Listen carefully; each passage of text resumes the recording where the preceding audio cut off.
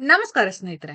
Rocking star Yash ಸದ್ಯ toxic ಸಿನಿಮಾದಿಂದ ಸಖತ್ ಸುದ್ದಿಯಲ್ಲಿದ್ದಾರೆ. ಯಶ್ ಇಂದು ನೂರಾರು ಕೋಟಿ ಸಂಭಾವನೆ ಪಡೆದ ನಟ. ಆದ್ರೆ ಅವರು ಪಡೆದ ಮೊದಲ ಸಂಬಳ ಎಷ್ಟು ಗೊತ್ತಾ?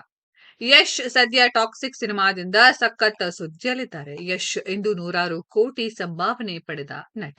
ಯಶ್ ಧಾರಾವಾಹಿಯಲ್ಲಿ ನಟಿಸುವ ಮೂಲಕ ಬಣ್ಣದ ಲೋಕಕ್ಕೆ ಕಾಲಿಟ್ರು. ಯಶ್ ಮೊದಲು ನಟಿಸಿದ ಧಾರಾವಾಹಿ ನಂದಗೋಕುಲ.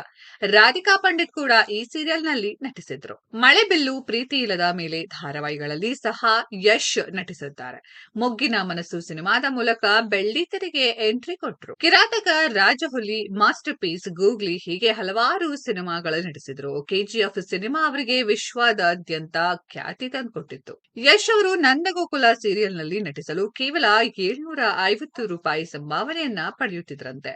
ಕೇವಲ ₹750 ಸಂಭಾವನೆಯಿಂದ ಬಣ್ಣದ ಲೋಕದ ಪಯಣ ಆರಂಭಿಸಿದ ಯಶ್ ಇಂದು ಕೋಟಿ ಕೋಟಿ ಸಂಭಾವನೆ ಪಡೆಯುವ ಸ್ಟಾರ್ ಹೀರೋ ಆಗಿದ್ದಾರೆ.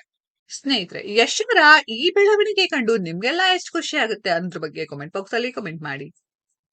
ಈ ವಿಡಿಯೋ ಇಷ್ಟ ಆಗಿದ್ರೆ ಲೈಕ್ ಮಾಡಿ, ಶೇರ್ ಮಾಡಿ, ಚಾನೆಲ್ ನ ಸಬ್ಸ್ಕ್ರೈಬ್ ಮಾಡಿ, ಪಕ್ಕದಲ್ಲಿ ಇರೋ ಬೆಲ್ ಐಕಾನ್ ನ ಹಿಟ್ ಮಾಡಿ. ಮುಂದಿನ ವಿಡಿಯೋದಲ್ಲಿ ಭೇಟಿಯಾಗೋಣ. ಧನ್ಯವಾದಗಳು.